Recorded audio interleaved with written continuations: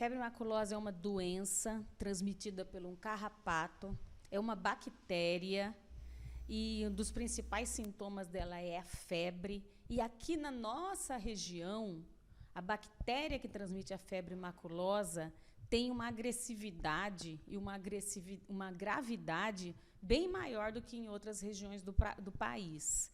Então, a gente já sabe que região de Campinas, região de Piracicaba, temos o carrapato e temos, às vezes, esse carrapato contaminado por essa bactéria, uma rickettsia, que causa essa doença que, infelizmente, tem uma letalidade, uma mortalidade muito alta.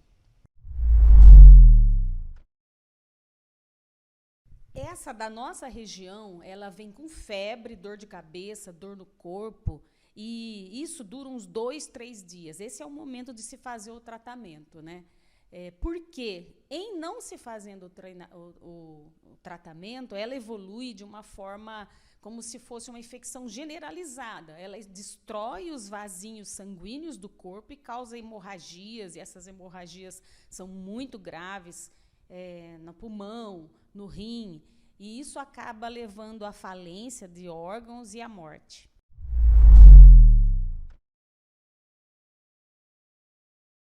A febre maculosa está dentro de um grupo de doenças que a gente estuda e chama de febres hemorrágicas.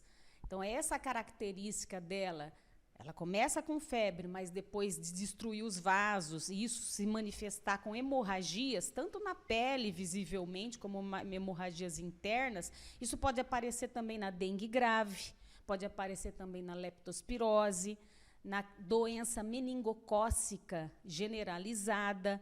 Então, o que chama atenção, como a gente faz um diagnóstico de febre maculosa inicial?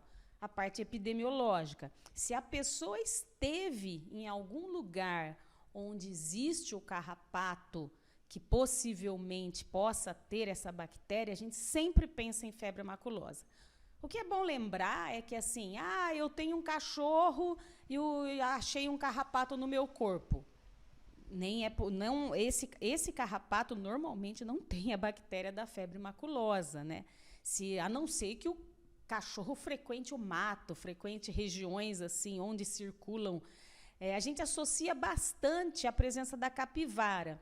As nossas capivaras, a gente tem capivara, por exemplo, aqui em várias regiões de Rio Claro, né?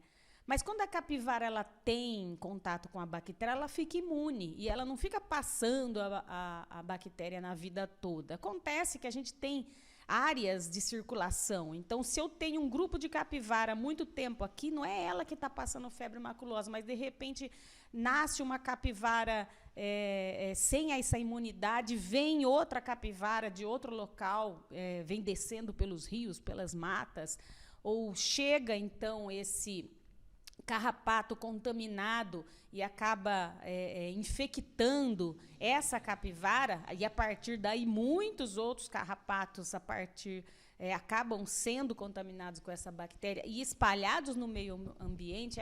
Aí sim, se o ser humano tiver contato com esses carrapatinhos, e às vezes são miquinhos só, bem pequenininhos, que eles já nascem às vezes com a bactéria, né? E aí, se você for picada por esse carrapato, aí sim você pode desenvolver a febre maculosa. Em animais silvestres, mais mamíferos, né? O que predomina mesmo como sendo, na nossa região, a gente sempre vê surtos associados mais à capivara, mas ocasionalmente qualquer animal pode pegar frequentando um local desses, então pode acabar adquirindo então essa bactéria, adquirindo esse carrapato com essa bactéria, né? E sendo o portador então desse carrapato. Então isso pode acontecer, por exemplo, em cães também. Mas é importante, mais uma vez, lembrar que o cão da cidade, o carrapato da cidade, normalmente ele não é portador da bactéria da febre maculosa.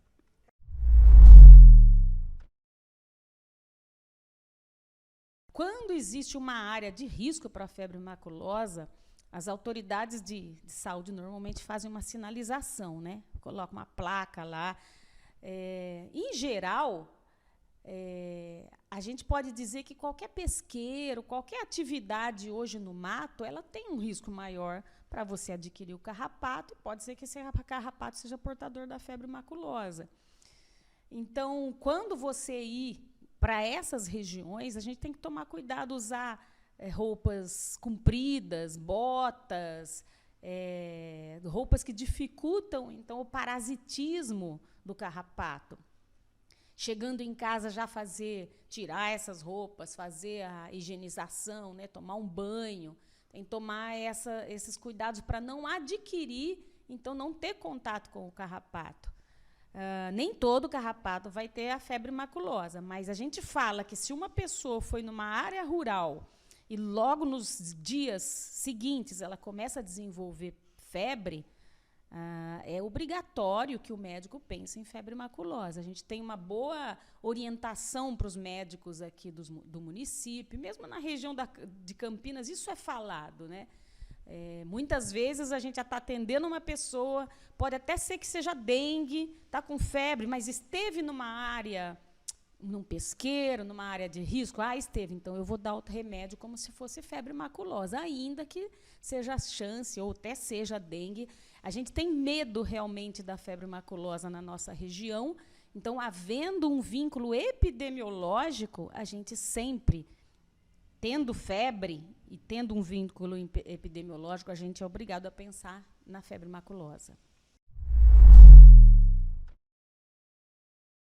Aqui a maioria dos estudos mostra que tem uma porcentagem de pessoas que têm febre maculosa e que percebe que foi picado. Então, tem gente que já conta para você, olha, eu fui picado por um carrapato, mas não é 100%, umas 25% das pessoas não percebem.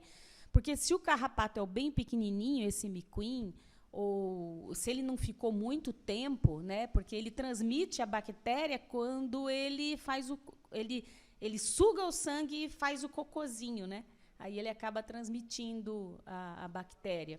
Mas se a pessoa não acha, não fala, não percebi nenhum carrapato, mas eu estive numa área onde existem carrapatos, onde existe, então, a possibilidade das capivaras, da febre maculosa. Então, havendo a febre, mesmo não havendo a identificação do carrapato, a gente considera essa hipótese. Então, a picada de carrapato, normalmente, você percebe um carrapato quando é maior, né? Porque você tem que tirar ele, fazer força para tirar ele da pele, mas quando ele é pequenininho, nem sempre isso é perceptível.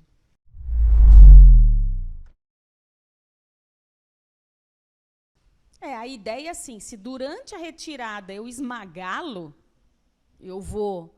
tudo que tem dentro dele, eu vou estar assim, colocando em contato com o meu sangue. Então, tem que ter aquele cuidado de de fazer a retirada pelo lugar onde ele suga, né? De tomar cuidado, então, para não explodir o carrapato, para não apertar na hora que tira. Então, às vezes, utilizar uma pinça, alguma coisa que vai até o lugar onde ele adere, a presinha dele, né? E fazer a retirada.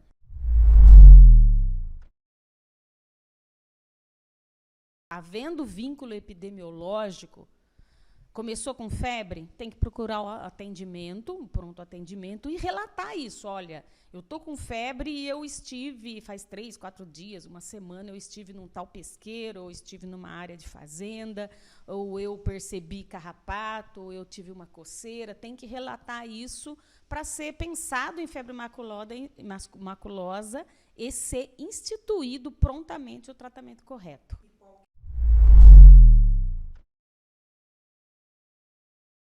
Sim, sim. Inclusive, a gente tem uma provisão, porque o remédio é um remédio específico que a gente usa para a febre maculosa. A gente tem essa provisão aqui no município de Rio Claro, justamente por conta dos casos de febre maculosa. É um remédio que, às vezes, a gente usa para leptospirose também.